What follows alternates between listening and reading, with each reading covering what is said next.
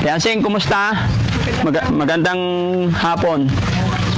Wala na, Dada Frankie, wala yung mga tao. Oh, hindi. Ate Yansing kasi ayaw ko po kasing magkaroon ng problema.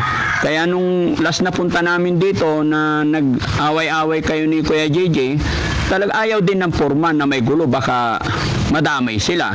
Kaya nag-isip din ako na hindi na muna sila papuntahin dito hanggat hindi kayo nagkakasundo. Yun nga eh. Malungkot ako, Nanay Ansing, sa nangyari na ganito. Ang ganda ng simula namin, ang ganda ng kainan, nagkaroon pa tayo ng tawag nito, kain, salo-salo nung simula. Hindi pa nangangalahati, nagka-problema na. Yun nga, Daddy Frankie, masama yung loob ko sa kapatid ko. Bakit hindi niya suportahan yung ginagawa mong pagpapatayo ng bahay? Hindi, Nanay Ansing, ang iniintindi ko rin, pasensya ka na, Nanay Ansing, sa gitna lang tayo. Ako, ang kinakatwiran kasi ni Kuya JJ, ito kasi yung tinanggal mga kababayan na kawayan.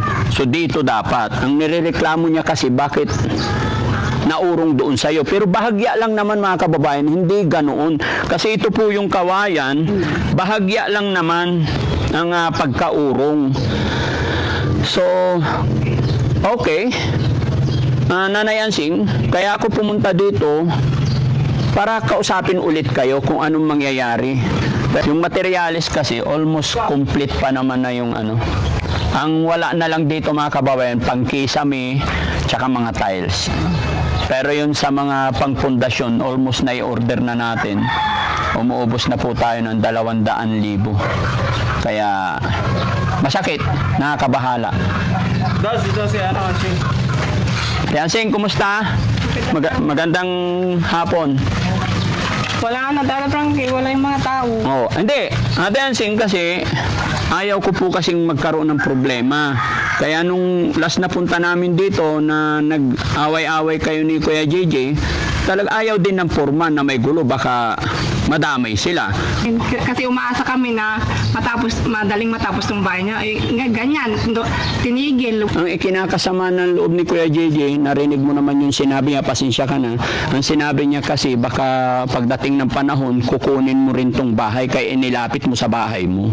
Bakit? Baka mauna pa akong mamatay kay Kuya Albert. Di ba hindi natin alam yung buhay, Daddy Frankie? Hindi natin hawak yung buhay. Yun naman ang gusto nila, di ba? Yung hindi na matuloy. Kasi nag-iisip sila ng masama sa akin. Wag na lang. Tapos bigay ko na sa kanila. Tignan ko lang kung magagawa nila yung ginagawa kong pag-aalaga sa kanya. Kala nila ganun-ganun lang mag-alaga ng ganyan. Sakripisyo ko din yan, Daddy Frankie. 3 na yung anak ko. Sinisingit ko pa siya kasi nga kapatid ko yan, mahal ko yan. Kasi gusto kong bumuti yung buhay niya. Pero pinag-iisipan pa nila ako ng masama.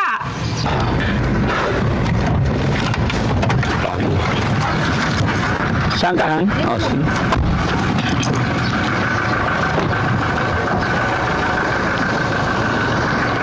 Hindi ka.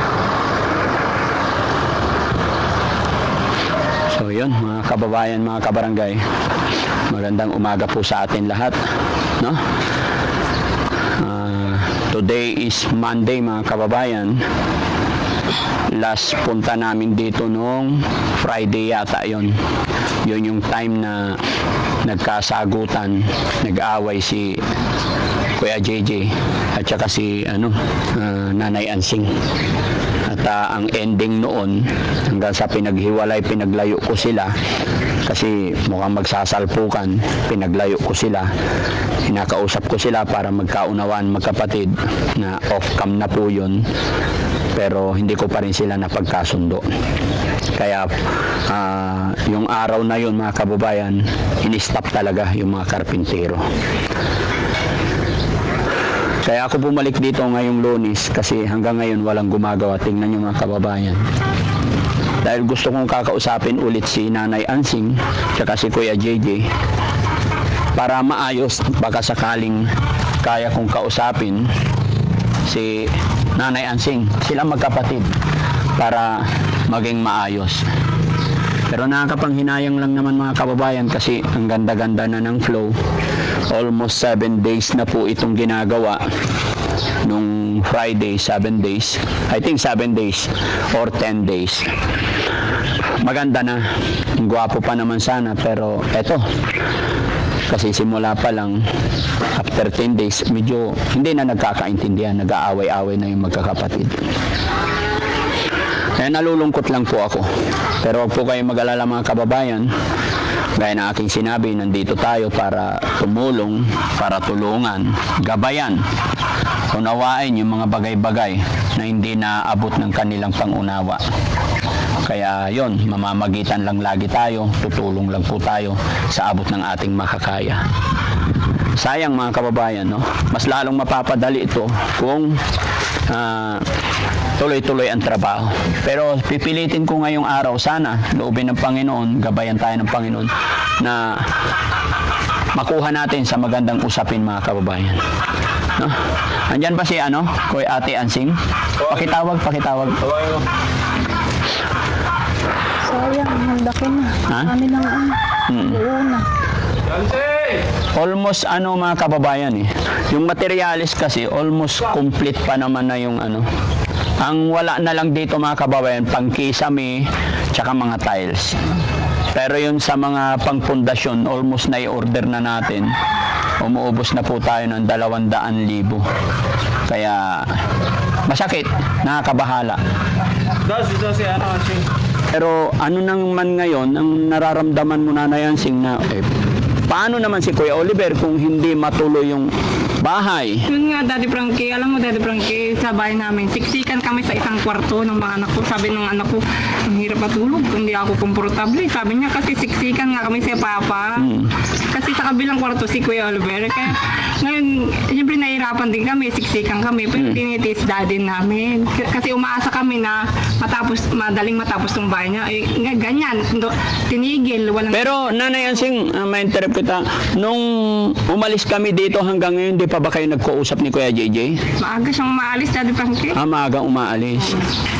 Kaya nga naiinis ako, Daddy Frankie, sa nangyayaring ganito. Dapat suportahan na lang yung ginagawa mong pagpapatayo ng bahay Yun man lang magawa nila. Hindi nga sila nakakatulong sa pera. Kaya yung suporta ba? Suporta na lang sana. Saka ang hangad ko lang naman, Daddy Frankie, bumuti yung kapatid ko, si Kuya Oliver. Wala na akong ibang hangad.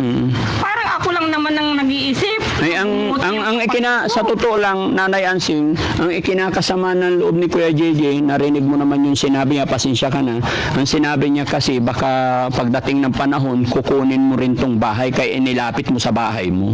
Bakit? Baka mauna pa akong mamatay kay Kuya Oliver. Di ba hindi natin alam yung buhay, Daddy Frankie? Hindi natin hawak yung buhay. Diyos lamang yung nakakaalam. Baka mauna pa akong mamatay sa payat kong ito. Yung taba-taba ng kapatid ko. Hindi naman sana. Hindi ko naman iniisip yung ganyan, Daddy Frankie. Wala sa isip ko yan. Siya lang nag-iisip ng mali Sino po? Si Kuya JJ. Si Kuya JJ. Tingin ko, Nanay Ansing, parang may sama ng loob siya, or kung may sama ng loob, or may dati na kayong alitan. Ano ba yung nangyayari talaga sa inyo? Kasi, ngayon lang yan nagkaroon ng ganyan, Daddy Frankie. bakit? Nung nalaman niya yata na may 500,000 yung budget mo dyan, parang ang laki yata. Sabi niya siguro, naisip niya na, ay, ang laki ng mapupunta kay Kuya Oliver. Iniisip niya na mapupunta sa akin. Parang ganun yung nangyayari, parang ganun yung iniisip niya, na yung kay Kuya Oliver, mapupunta sa akin. Hindi naman ganun ang iniisip ko Ang gusto ko lang, Daddy Frankie, bumuti yung kapatid namin na dating nakakulong, nakawawa yung buhay. Diba, Daddy Frankie? Yes, sa akin lang talaga, Nanay Ansing, kaya ako nandito para maayos kayo. Ayaw ko po sana yung nagsisilipan or may inggitan na nangyayari. Ayaw ko. Gusto ko para kay Kuya Oliver po. Yun nga din ang iniisip ko, yung kapatid namin nakawawa. Wala naman akong inahanggad na Ay, bakit nagkaganon yung galit na niya? Sa tingin mo, anong pwedeng gawin? Minsan kausapin ko siya ng masinsinan kung ano yung kinasasama sa akin. At saka gusto kong Wala mangyari, naman akong nagawang masama. gusto kong mangyari, Nanay Ansing, kung ano yung nasa puso ninyo, ilabas ninyo para hindi sumasabog pagka nakainom or what. Yung galit, ilabas. Dapat Pag-usapan ba? May hinahon ba? Hindi yung iinom saka lang sinasabi yung sama ng loob. Pero nararamdaman ko parang may galit, may ano, hindi ko alam, mahirap i-explain din kay Kuya JJ kasi pag hindi siya lasing, kinakausap ko. Sa akin pa siya magalit, Daddy Frankie. Oo. Ako na nga ang nagsasakripisyo. Akong nag-aalaga. Mm. Ako yung nagliligpit ng dumi niya. Bakit kaya ba nila yon? Yung linisin yung tayo niya, pag nakatay sa short niya, sa sobrang pagmamadali niya, kaya niyang laban yung ginagawa kong paglalaba sa short niya. Kaya niya kaya yon? Yung mga sakripisyo ko na oras na ng pag-inom. Kahit may ginagawa ko, sige, sisingit ko yan. Siyempre, iniintindi ko yung kapatid ko eh. Gusto ko lang gumaling. Hindi na eh, yung sinali ko na sa buhay ko, yung mga anak ko, yung kapatid ko, Daddy Frankie, kasi ayaw ko nga kawawa yung kapatid ko. Gusto kong bumuti siya, balang araw. Saka, ayaw ko rin nang may masabi yung mga tao na kanya, yung kapatid nila pinabayaan. Ayaw kong ganun, ayaw ko nang maulit yun, Daddy Frankie. Gusto ko bumuti yung kapatid namin. Maging maayos siya. Sa comment section kasi Ate Ansing, nababasa mo rin, yun, talagang sinasabi nila na may mga tao talaga na against sa'yo. Pero yun nga, alam mo, nandito ako para unawain kayo lagi. Nasa gitna lang ako, kaya gusto kong mapaayos. Kaya gusto kong pag-usapin kayo, dalawa, kung ano yung nasa puso mo, i-explain mo rin sa kanya. Ipaliwanag mo rin kung gaano kahirap alagaan habang nandyan si Kuya Oliver. Yun nga, hindi man niya lagi siyang lasing. Hindi man niya inaalaga mabuti yung kapatid namin, kaya nandun sa kulungan. Nakikita ko rin talaga, alam ko naman kung gaano kahirap mag-alaga ng isang Kuya Oliver. Kung ipapaintin nila itong bahay niya, Daddy Frankie, ibibigay ko sa kanila yung kapatid ko. Sila na yung bahala kung kaya nilang alagaan para maramdaman nila yung hirap mag-alaga ng may ganyang sakit. Kung ano yung masasabi nila sa kanila na. Sila na yung bahala sa kanya para wala silang masabi. Yun ang malaking problema, Nanay Ansing. Kung kanino mapupunta si Kuya Oliver, sinong mag-aalaga kung binitawan mo. Ayaw ko kasi yung may ganyan eh. Ginagawa ko na nga lahat, Daddy Frankie. Gusto ko inaangat mapabuti yung kapatid namin para hindi siya kawawa kasi nga naligaw siya ng landas. Gusto ko to maayos na yung buhay niya kasi nandiyan ka na tumulong sa kanya, inaon siya doon. Ang gusto ko lang naman, sumuporta na lang sila. Kahit man lang yung suporta na yun, maibigay nila. So yun ang worried ko talaga, Nanay Ansing. Kasi siyempre na-order na mga gamit, pati long span na-order na po. So sana Sayang naman kung di tutuloy, Daddy Frankie. Nakadepende lang naman ako sa inyong magkakapatid kung tuloy, sabi ni Kuya JJ, pero itatry ko pa rin kausapin. Buti na lang, kaya nga ikaw muna kong kinausap dito dahil ikaw nandito, nadatnan ko. Bahala sila, Daddy Frankie. Kung ayaw nilang ituloy yan, kung nag-iisip sila ng masama sa akin, bahala silang magtuloy. Bigay ko sa kanila yung kapatid ko, bahala na sila sa kanya. Kung yun ang gusto nila. Kung yun ang gusto nilang gawin, bahala sila. Bigay ko na sa kanila si Kuya Oliver. Hindi na ipapagawa tong bahay. Yun naman ang gusto nila, di ba? Yung hindi na matuloy. Kasi nag-iisip sila ng masama sa akin. Iwag na lang. Tapos bigay ko na sa kanila. Tignan ko lang kung magagawa nila yung ginagawa kong pag-aalaga sa kanya. Ilan? Kala nila ganun-ganun lang mag-alaga ng ganyan. Sakripisyo ko din yan, Daddy Frankie. Tatlo na yung anak ko.